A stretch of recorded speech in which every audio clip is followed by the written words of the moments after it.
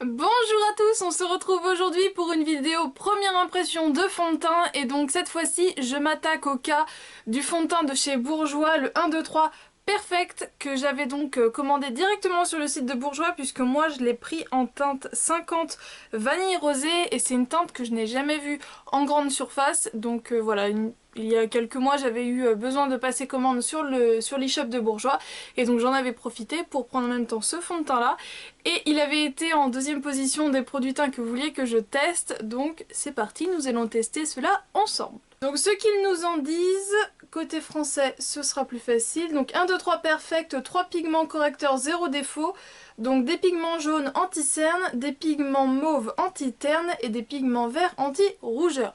Donc ça tombe bien puisque j'ai assez mal dormi, donc là je suis dans des jours où j'ai quand même les cernes assez marquées, donc comme ça on verra vraiment si ça a une action ou pas sur moi. Alors je ne l'ai même pas swatché, rien du tout, ça va vraiment être la grande découverte en direct. Donc flacon pompe très pratique. Donc je vais commencer avec une pompe. À première vue, effectivement c'est vraiment très rosé, donc moi c'est ce qu'il me faut. Je vais voir si c'est pas trop foncé, mais en tout cas déjà la sous-teinte est bien respectée. Donc je vais l'appliquer avec le 125 Stippling de chez Zoeva, c'est un duo fibre assez souple et en gros c'est mon pinceau anti-rature quand je ne sais pas trop si la texture va être trop épaisse ou pas assez couvrante. Au moins comme ça, soit j'en mets peu, soit je reviens retravailler par dessus, mais c'est un fond de teint, c'est un pinceau vraiment top.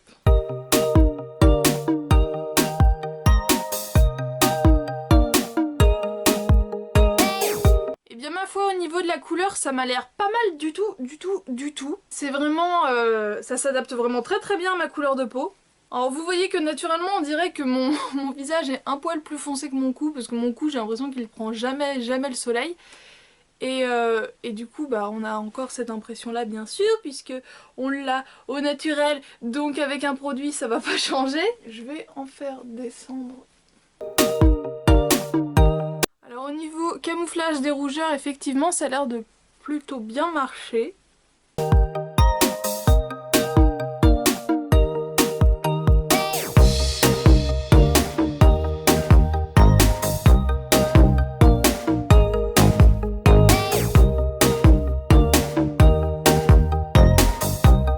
Alors une fois l'application terminée au niveau de mes rougeurs, ça a vraiment bien fait son job, ça a quand même bien camouflé. Après je suis pas une maniaque de la rougeur nasale, hein. Si c'est un peu rouge, c'est un peu rouge. Au niveau de mes imperfections, vous voyez que ça les a floutées, mais ça ne les a pas non plus complètement dissimulées. Donc je dirais que c'est une couvrance légère à moyenne. Et pour l'effet anti-cerne, oui peut-être, mais je vais quand même appliquer mon anti-cerne. Après je trouve qu'au premier abord, ça a l'air d'être quand même un bon fond de teint qui a l'air de bien faire son job. Au niveau du fini, c'est vraiment un fini naturel. On garde une certaine brillance, mais on a quand même le teint assez matifié. Alors par contre, je vais poudrer avec une poudre blanche. Je pense que je vais prendre la Prep and Prime de chez MAC. Parce que j'ai un petit problème, c'est que je trouve que sur la main, en tout cas, il s'oxyde drôlement. Alors je me suis toute barbouillée la main pour bien me rendre compte du phénomène. Donc voilà une petite crotte que je viens d'appliquer et vous voyez tout autour, ça fait beaucoup plus orange. Et au bout de quelques minutes seulement, donc là je veux dire ça n'a pas viré à l'orange alors que du coup c'était du produit qui venait de cette zone là. Donc c'est pour ça je me méfie un petit peu, je vais quand même poudrer avec avec une poudre blanche histoire de pas rajouter encore de la couleur. Par rapport à ma carnation je dirais que c'est pas mal mais je descends quand même un peu dans le coup parce que il y a peut-être un petit chouïa de couleur en trop.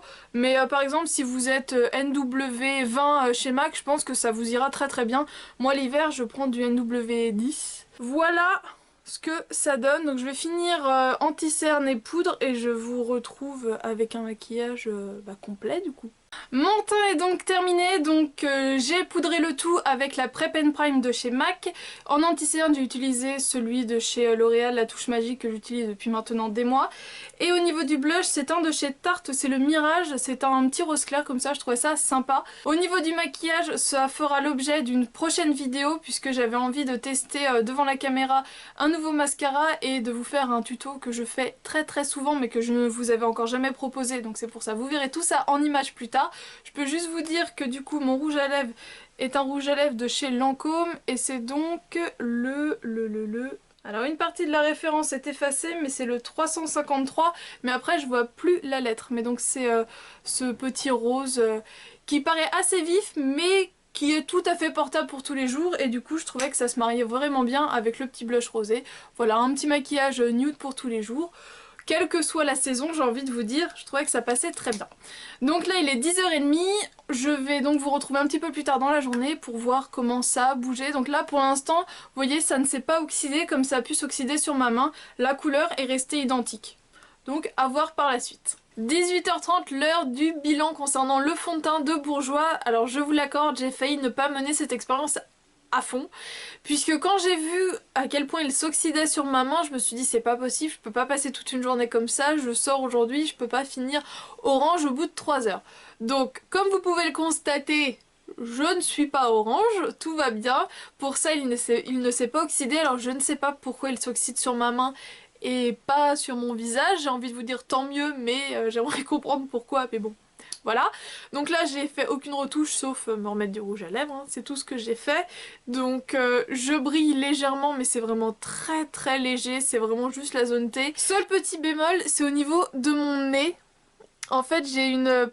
Bah en ce moment j'ai le nez un peu sec et j'avais une petite peau sèche et ça l'a complètement marqué. Donc voilà, il marque vraiment beaucoup les zones sèches, mais à côté de ça il ne migre pas. Donc je suis vraiment très satisfaite parce que moi j'ai le problème que ça marque au niveau du sourire et au niveau de la ride du lion, et là ça n'a pas du tout marqué, donc vraiment super top. Et pourtant il a quand même affronté on va dire l'extérieur puisque c'était une petite après-midi shopping, donc j'ai marché au soleil avec du vent, je veux dire j'ai eu mon écharpe qui est venue dans mon nez, après il faisait assez chaud, on peut dire que j'ai un micro transpiré mais bon...